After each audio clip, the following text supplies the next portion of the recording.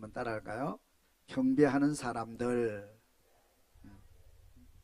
예수님이 이 땅에 오셨을 때에 이제 그 사람들의 반응을 보면 세 종류의 반응이 나타나죠. 첫째는 무관심한 사람이었어요.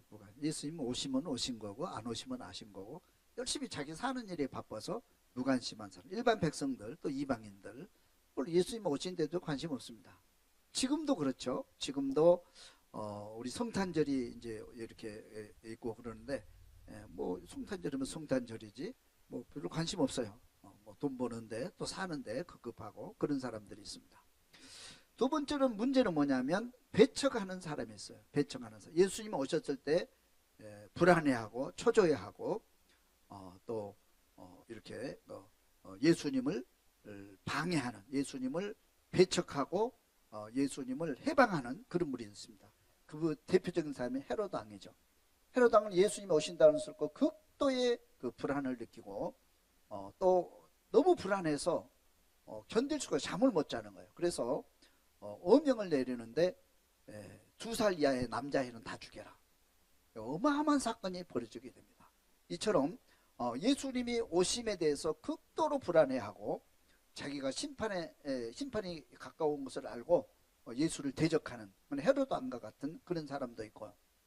또 제사장과 바리새인들 같은 사람도 있어요. 제사장과 바리새인 같은 사람들은 이제 자기들이 말씀을 통해서 또 어떤 그 종교 행사를 통해서 예수님이 오신 것을 알면서도 진작에 예수님이 오실 때 그걸 거부하는 거예요. 다시 말하면 형식적인 신앙생활, 또 예수님을 진심으로 마음으로 영적으로 영접하지 못한 그런 그 종교인들, 또 교회 지도자들, 그런 사람들이라고 볼 수 있어요. 이런 사람들은 다 예수님이 오셨을 때 모두가 다 심판을 받았고 또 심판의 반열에 섰던 그런 사람들이 있습니다. 우리 주님이 만약에 재림하신다고 그러면 똑같을 게 아니겠어요? 재림에 대해서 관심 없는 사람이 있고 또 재림을 방해하고 심판에 처하는 사탄에 속한 그런 무리들이 있을 수 있습니다. 세 번째는 예수님이 오셨을 때 예수를 경배하는 사람들이 있습니다. 오늘 성경에 있는 것처럼 우리 마리아처럼 또 동방박사처럼 목자들처럼 적극적으로 예수님을 찾아가서 예수를 영접하고 예수께 엎드려 찬양하고 경배하여 하나님께 영광을 돌리는 축복의 반열에 들어서는 그런 사람들이 있습니다. 이번 성탄절을 맞이하면서 저와 여러분들이 나는 어느 반열에 속해 있나 한번 이렇게 점검해보고, 우리는 무관심한 사람도 아니요, 배척하는 사람도 아니요, 예수를 경배하고 찬양하는, 그리고 예수님의 예수님이 이 땅에 오심을 받아들이는 저와 여러분 될 수 있기를 주님의 이름으로 축원합니다. 그러면 예수를 경배하는 사람들이 크게 세 부류가 있는데, 첫째는 마리아에 따라서 합시다. 마리아의 찬양.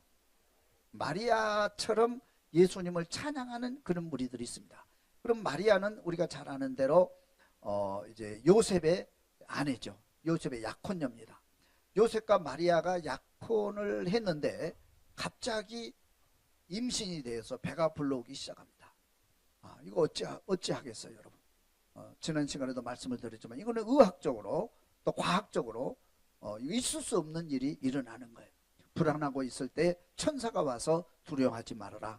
성령으로 잉태된 자라. 예수가 탄생하심을 알릴 때 아멘하고 그것을 받아들여서 예수를 끝까지 찬양하고 경배했던 그런 여자 중에 최고의 여자라고 성경 예수님은 말씀하시거든요. 이 마리아와 마리아의 찬양, 여러분 마리아와 같은 쓰임받고 찬양하는 저와 여러분 될 수 있기를 주님 축원합니다. 그럼 마리아가 어떻게 예수님을 찬양했는지 한번 보도록 하겠습니다. 만세에 나를 복이 있다 하리라. 따라 만세에 나를 복이 있다 하리라. 누가복음 1장 46절 말씀 한번 읽어봅니다.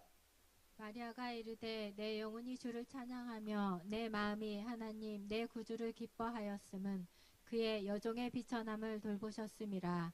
보라 이제 후로는 만세에 나를 복이 있다 일컬으리로다. 아멘. 내 영혼이 주를 찬양하리라 그랬어요.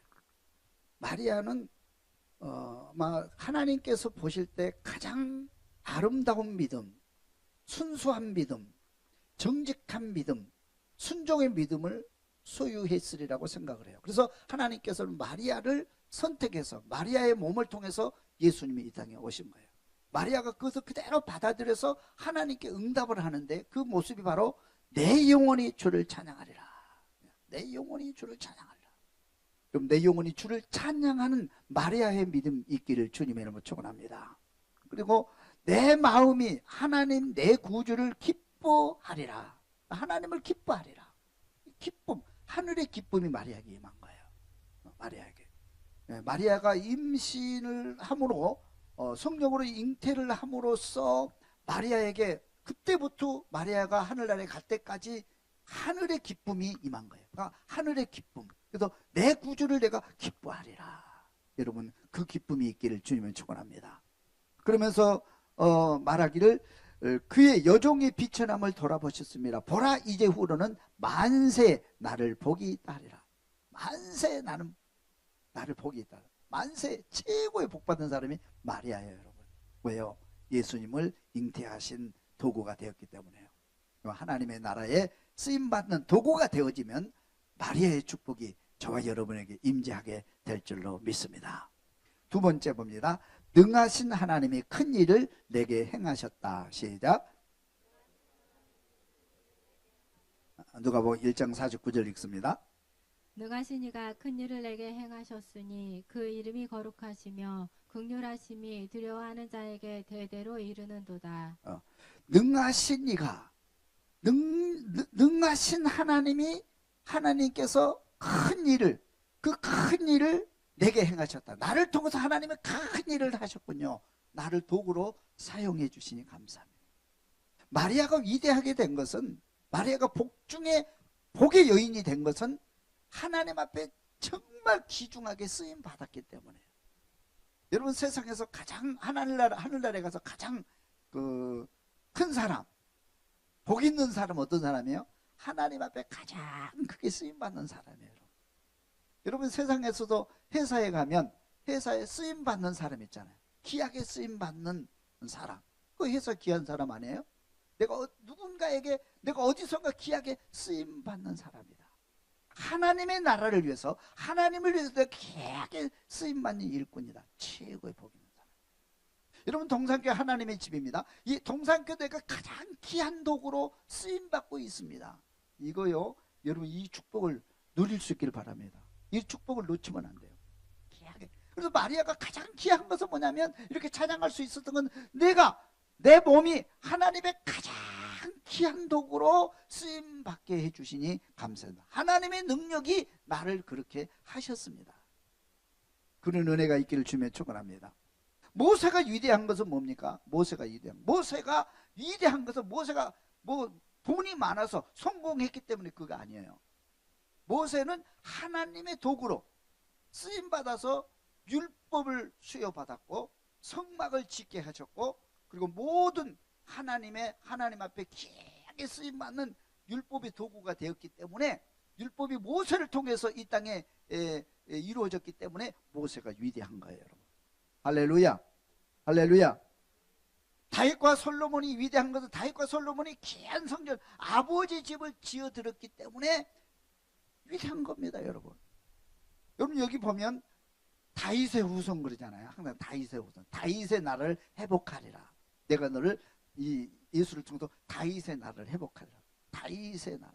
다윗은 어떤 사람이에요? 하나님께서 다윗에게 엄청난 복을 주신 거예요. 왜요? 다윗이 이제 법궤를 모시고 하나님을 내 인생의 가장 중요한 우선순위 하나님 중심, 예배 중심. 그래서 법궤를 모셨고 그래서 성전을 지어드리기로 아버지를 위해서 성전을 지어드리기로 마음먹고 설계를 했던 사람이 다윗입니다. 그래서 다윗이 그 믿음을 보시고 하늘문을 열어 어마어마한 축복을 하신 거예요. 내 왕위를 끊지 않겠다. 혹시라도 내 후손 중에 잘못한 게 내가 고쳐서 쓰겠다. 끊어버리지 않겠다. 계속 이어가겠다. 그리고 영원한 아버지 집을 지을 수 있는 예수 그리스도가 너를 통해서 탄생하게 하고 영원한 나라, 무너지지 않는 영원한 아버지 집을 너를 통해서 짓겠다. 그렇게 약속을 하셨어요. 왜요? 다윗이 그렇게 큰 일을 했기 때문에 그런 받았기 때문에. 할렐루야. 할렐루야.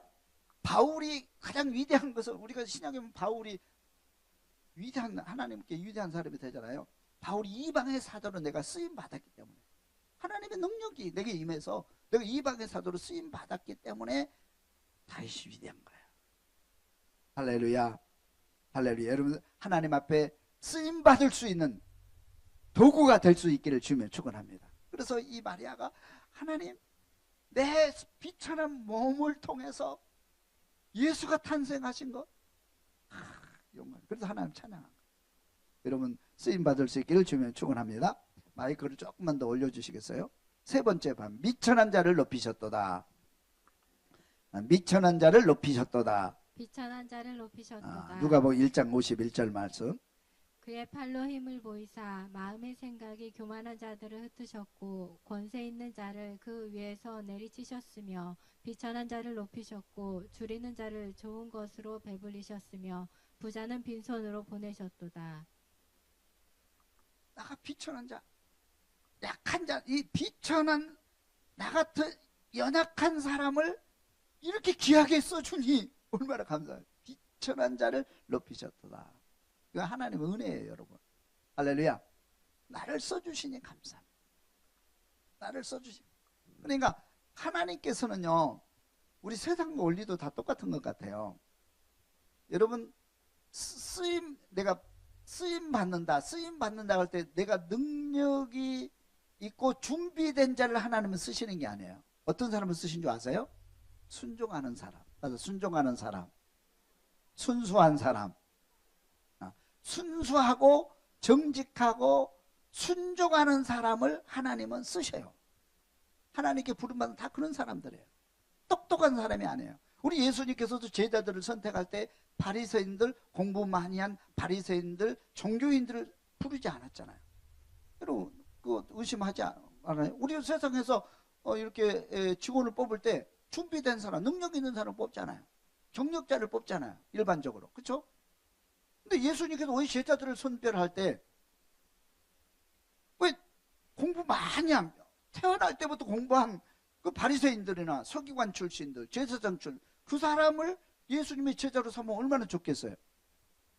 근데 다 어부 출신이거든요. 어부 출신에 무슨 공부를 했어요? 아는 거 아무것도 없거든요.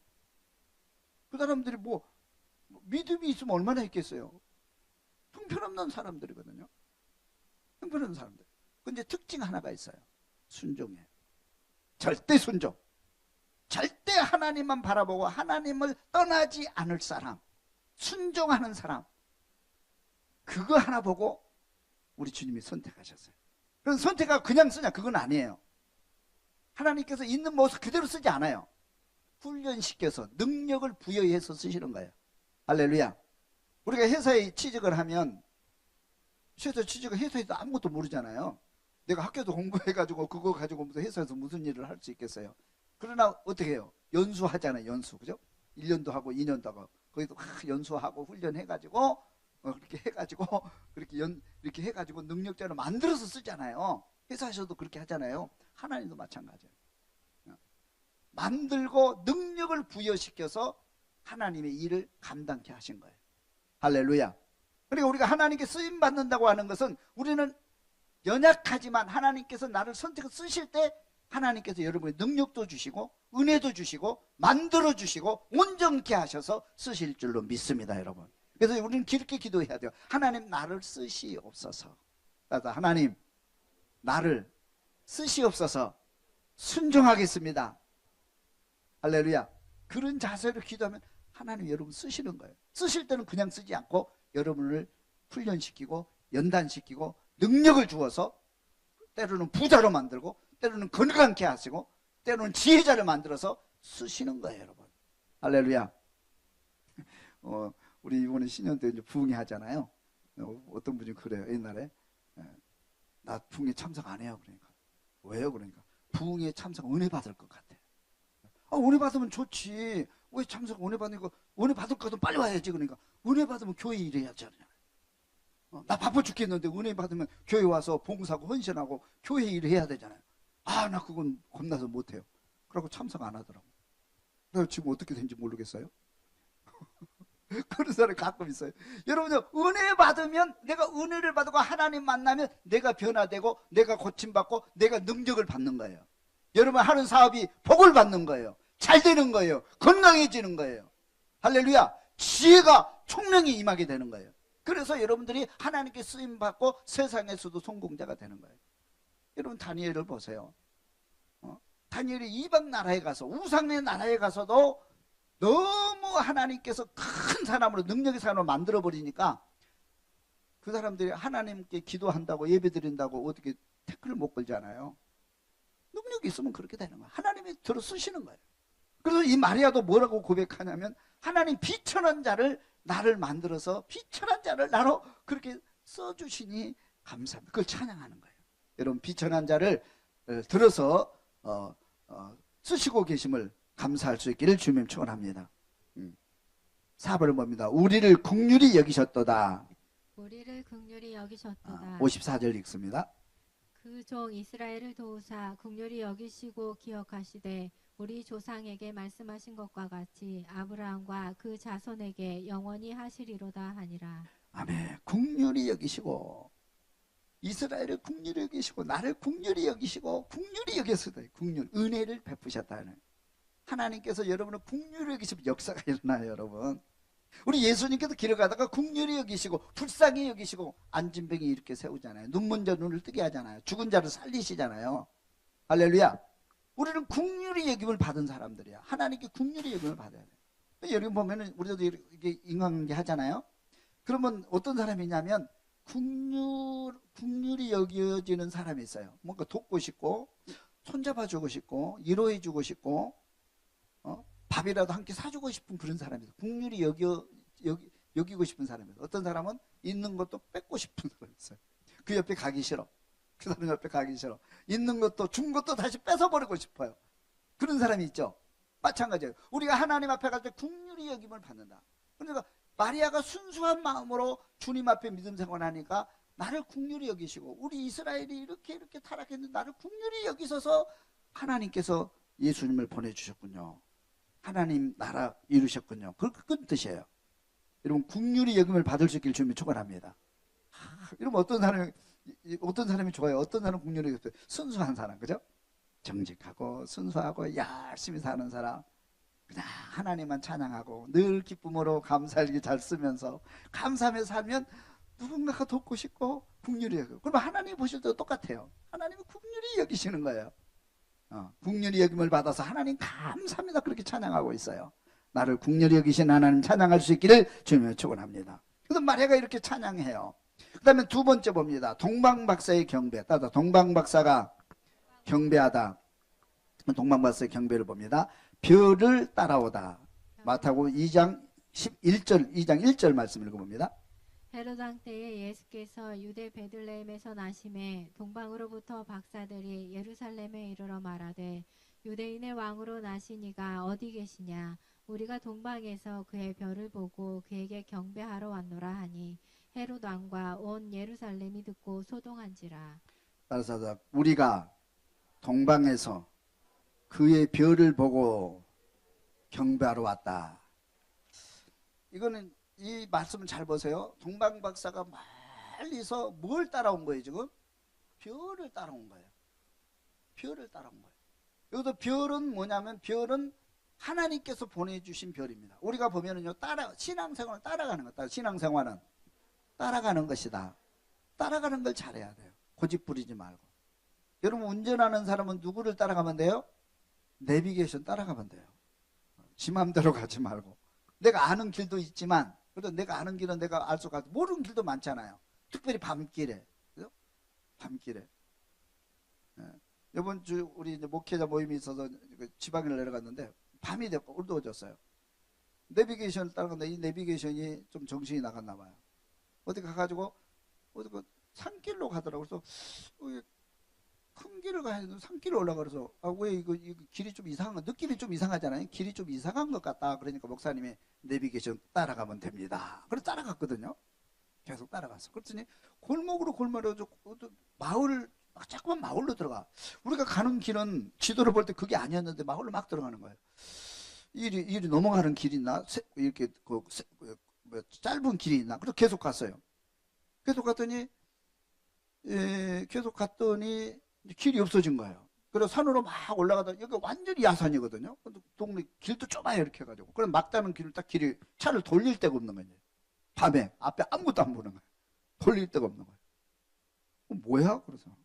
그래가지고 다행히 차가 이제 사륜구동이 돼가지고 목사님이 어떻게 해가지고 몇 번 수정해가지고 그걸 내려왔어요. 그래서 야, 내비게이션도 믿을 게 못 되네. 왜 그럴까? 그랬더니 내비게이션이 똑똑하면서도 때로는 바보스럽더라고. 근데 이렇게 가다 뉴턴을 해와야 되는데 그 길 자체가 뉴턴 길이 없는 거예요. 그러니까 산으로 막 돌려버리는 거예요.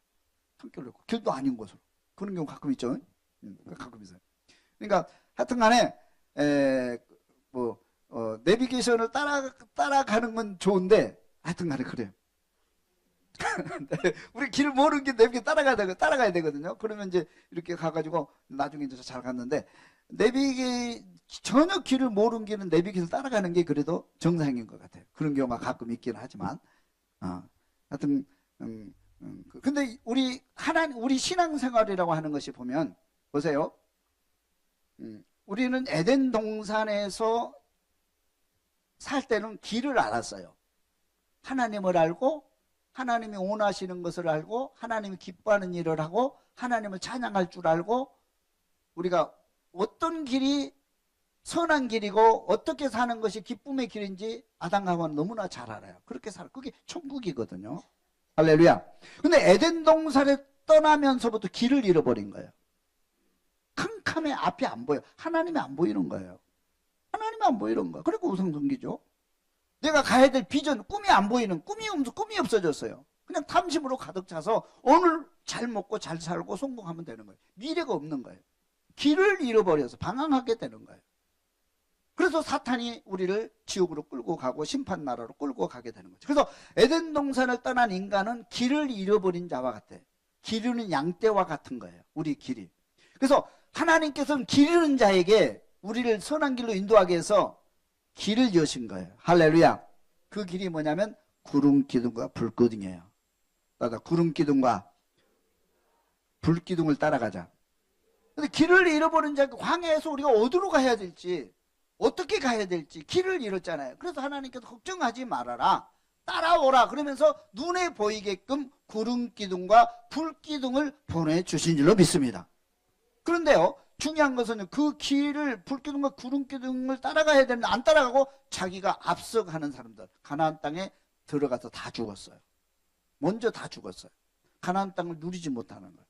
그러나 좀 무식한 것 같지만 또 느린 것 같지만은 불기둥과 구름기둥을 따라가다 보니까 가나안 땅에 들어가는 거예요. 여리고 성도 넘고 요단강도 건너서 그리고 전쟁에서 승리하게 되고 가나안 땅에 들어가 가나안 땅 축복을 누리게 된 줄로 믿습니다. 할렐루야. 그리고 하나님께서 또 길을 주시는데 무슨 길을 주셨어요? 율법을 주셨어요. 율법이 길이다. 그래서 모세가 하나님께 율법을 받았고 율법을 지켜 행하면 내가 너와 함께 하리라. 길을 안내하리라. 할렐루야. 율법을 주시고 율법이 길이야. 그 율법을 따라가면 돼. 좀 따라가면 되는 거예요. 율법을 그렇게 그 온전한 길은 아니거든요. 율법을 따라가는 것도 불안하고, 그죠? 따라가면 되는데 잘못 따라가다 보니까 산길로 내비게이션 따라가다 산길로 가는 것처럼 잘못 따라가다 보니까 이게 온전한 길이 아니야. 그래서 온전한 길이신 예수가 이 땅에 오신 줄로 믿습니다. 그래서 나는 길이요 진리요 생명이니 나를 따라오라. 나를 따라오라. 내가 너에게 힘을 주겠다. 나를 따라오라고 그러는 거야. 내가 길이단 말이에요. 그래서 예수가 길이에요. 어디로 가는 길이에요? 하나님께로 가는 길이에요. 축복으로 가는 길이에요. 할렐루야. 천국 영생의 나라로 가는 길인 줄로 믿습니다. 예수가 길이란 말이에요. 예수가 길이에요. 그런데 예수님은 하늘나라에 가시고 우리 눈에 안 보이잖아요. 누구 따라가야 돼요? 걱정하지 말아라. 내가 성령을 보내주겠다. 성령 따라와라. 할렐루야. 성령 충만히 받고 성령을 따라가면 우리가 축복의 나라로, 건강의 나라로, 행복의 나라로, 영생의 나라로, 천국으로 들어가게 될 줄로 믿습니다. 길이신 예수님을 따라 성령의 인도 따라 천국까지 갈 수 있기를 주님의 이름으로 축원합니다. 따라가는 거예요. 봉방 박사들이 누구 따라갔어요? 별을 따라가서 어디까지 온 거예요? 아기 예수까지 온 거예요. 그러니까 따라가는 사람, 동방박사는 따라가는 사람. 그러니까 믿음이 있어요, 없어요? 믿음이 있는 거예요. 따라가는 사람이 되는 거예요. 우리는 누구 따라가야 돼요? 예수 따라가야 돼요. 누구 따라가야 돼요? 성령 따라가야 돼요. 따라가면 예수를 만나게 될 줄로 믿습니다. 그래서 아기 예수를 만난 거예요. 2장 9절 말씀 한번 읽어봅니다. 박사들이 왕의 말을 듣고 갈새 동방에서 보던 그 별이 문득 앞서 인도하여 가다가 아기 있는 곳 위에 머물러 서 있는지라 그들이 별을 보고 매우 크게 기뻐하더라. 11절 계속 읽습니다. 집에 들어가 아기와 그의 어머니 마리아가 함께 있는 것을 보고 엎드려 아기께 경배하고 보배합을 열어 황금과 유향과 몰약을 예물로 드리니라. 아멘. 그래서 동방박사가 별을 따라가다가 아기 예수를 만난 거예요. 경배한 거예요. 그래서 여기서 경배를 하는데 황금과 유향과 몰약을 예물로 드리니라. 다시 말하면 하나님이, 예수가 하나님인 줄 알고 가장 소중한 것 드렸다는 거예요. 여러분요, 하나님이 우리에게 받고 싶은 게 있어요. 하나님은 인정받기를 원해요. 따라서 하나님은 인정받기를 원한다. 하나님을 인정하세요. 하나님 살아계십니다. 하나님 살아계십니다. 하나님은 세상을 창조하신 분입니다. 하나님은 사람을 만드신 분입니다. 사람을 치료할 수 있는 치료의 하나님을 믿습니다. 하나님을 하나님으로 인정할 때 하나님 기뻐하셔요. 하나님을 하나님으로 인정할 수 있기를 주님 축원합니다. 하나님은 치료의 하나님으로 인정하면 치료받아요. 하나님을 축복의 하나님으로 인정받으면 복받아요. 하나님을 믿으면 행복의 하나님으로 믿으면 여러분 행복해지는 거예요. 믿고 고백할 때 하나님은 기뻐하세요. 그리고 하나님은 언제 기뻐하시느냐? 찬양할 때 기뻐하세요. 하나님, 따라서 하나님 찬양 받으세요. 하나님 찬양 받으세요. 그래서요, 모세가 홍해를 딱 건너와가지고 하나님을 인정하자. 하나님은 능력의 하나님. 홍해를 가르시는 하나님, 내가 인정합니다. 하나님께 찬양하는 모세의 찬양. 그죠? 모세의 찬양. 다윗의 찬양. 오늘 마리아의 찬양. 그리고 계시록 가서, 계시록에 가면 24장로들이 하나님을 향해서 찬양하잖아요. 하나님 찬양받기를 원하시는 거예요. 할렐루야. 여러분, 정말 우리가 찬양이 이제 좀 이렇게 식어가잖아요. 한국교회가. 우리 동산교도 찬양이 좀 더 뜨거웠으면 좋겠는데 이게 잘 안 되는 것 같아요. 찬양이 식지 않기를 바랍니다, 여러분. 그래서 계속 기도하면서 우리 동산교회가 다시 찬양이 회복돼서 정말 하나님을 찬양하는 그런 교회가 됐으면 좋겠다. 그런 기도를 늘 해요. 그런 기도가 이루어질 줄로 믿습니다. 하나님 찬양받기를 원하시는 거예요. 하나님 찬양받기를 원하시는 거예요. 찬양받기를 원하시는 거예요. 그리고 하나님은 예배를 원하다. 하나님은 예배를 원하신다. 예배라고 하는 것은 뭐냐면 하나님을 인정하고 찬양하고 내가 하나님께 영광을 돌립니다. 그런 뜻이잖아요. 하나님은 경배하는 거잖아요. 예배를 받으실 분은 신만 예배를 받는 거예요. 하나님은 예배를 받으신 거예요. 사람은 예배의 대상이 아니잖아요. 존경의 대상이지. 하나님은 예배의 대상이에요. 우리가 예배를 하나님 받으실 줄로 믿습니다. 그래서 믿음의 예배 하나님께서 받으시면 하늘문이 열려지는 거예요, 여러분. 믿음의 예배를 들을 때 우리 하나님께서는 이 애굽에서 출애굽을 할 때에 마지막 장자 재앙을 내리면서 유월절을 제정해 주셨잖아요. 이것이 예배다. 애굽에서 나와서 예배드려라. 내가 이런 예배 받겠다. 그것이 뭐냐면 장자의 예배예요. 장자의 예배. 장자는 내 것이다. 첫 새끼 내 것이다. 그죠? 첫 새끼 내 것이야. 첫 수확 내 것이야. 그거를 가지고 예배드려라. 온전히 하나님을 찬양하라 그런 뜻이에요. 대단히 중요합니다. 그래서 여러분 여기서 이 11조라는 게 뭔지 아세요? 11조는 돈의 개념으로 생각하면 여러분 누구나 시험 받습니다.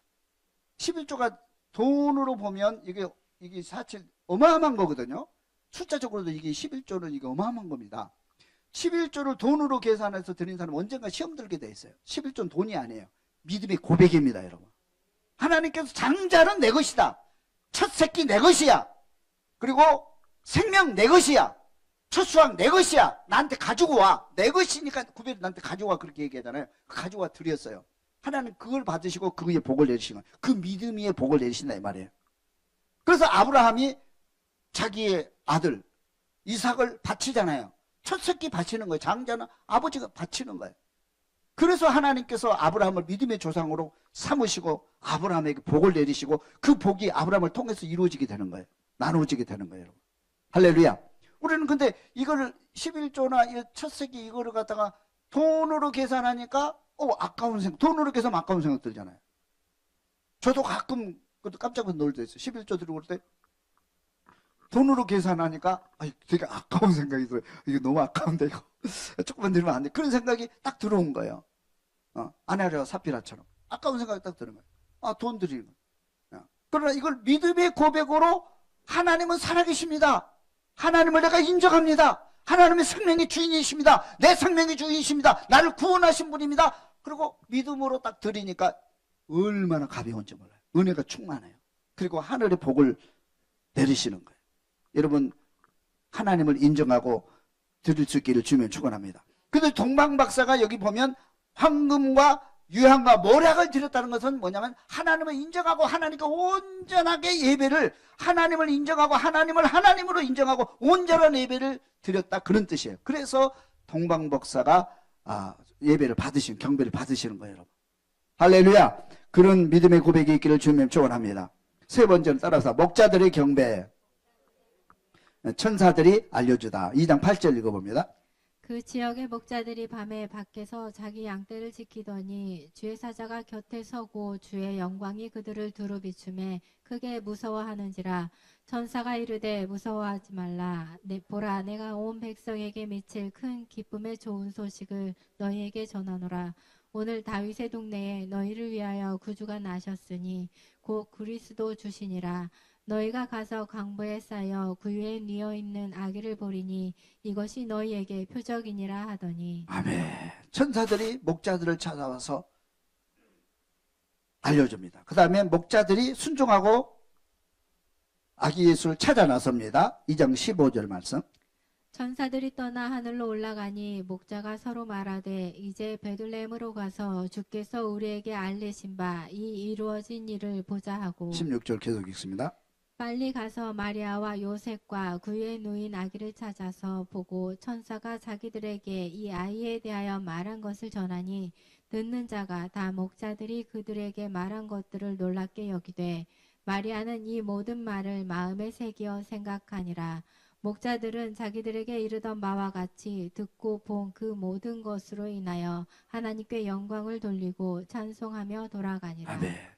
저 이 성경을 읽으면서 천사들이 마리아에게 찾아오고 박사들이 별을 인도를 따라서 아기 예수를 만나게 되거든요. 근데 천사들이 목자들을 찾아가요. 목자들은 당시에 어떤 사람들입니까? 목자들은 어떻게 보면 목자들은 이 권세에서 벗어난 사람들이고, 그죠? 또 축복의 반열에서도 벗어나는 사람들이고, 소외된 사람들 아니에요? 그죠? 소외된 사람들. 다 성공하고 믿음 좋은 사람들은 예루살렘에 있거든요. 제사장들, 바리새인들, 서기관들. 그렇잖아요. 왜 천사가 서기관들을 안 찾아갔을까? 왜 바리새인들을 안 찾아갔을까? 계속 제가 의문을 품고 기도를 하면서 이 성경을 읽었어요. 그랬더니 이런 생각이 들더라고. 천사가 만약에 바리새인들을 찾아가 가지고 아기 예수께 경배하라고 했으면 어떤 일이 벌어졌을까? 혼자 상상해 봤더니, 첫째, 순종 안 했다. 찾아가지도 않았다. 둘째, 엄청난 정치적인 파동이 일어났을 것이다. 문제가 심각하게 일어났을 것 같아요. 그렇잖아요. 뭘 보면 알 수 있냐면 예수님께서 내가 하나님의 아들이야 하면서 하나님의 아들인 것을 기적을 통해서 계속해서 보여주잖아요. 보여줄 때 많은 사람들이 예수는 하나님의 아들이야 그리고 고백을 하고 있는데 바리새인들, 서기관들은 그 장면을 보고 계속 거부를 하거든요. 하나님의 아들이 아니라고. 계속 거부를 하면서 나중에는 결론은 뭐냐면 그들이 나중에 예수는 사입이다. 예수는 그리고 정치범이다. 그래가지고 정치범 사이비로 하나님을 모독한 자로 죄의 누명을 써서 십자가에 죽이잖아요.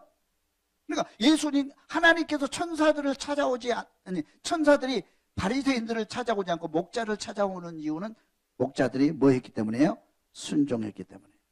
순종하는 믿음, 순수한 믿음을 가지고 있었기 때문에 천사들이 목자들을 찾아와서 경배케 했다는 거예요. 그러니까 순수한 사람, 순수한 믿음, 깨끗한 믿음 가지고 있으면 천사들이 우리를 찾아와서 우리가 순종하게 될 것이고, 순종하는 사람은 아기 예수를 만나게 될 것이고, 하나님께 하나님을 경배하고 하나님의 영광을 드러내게 될 줄로 믿습니다.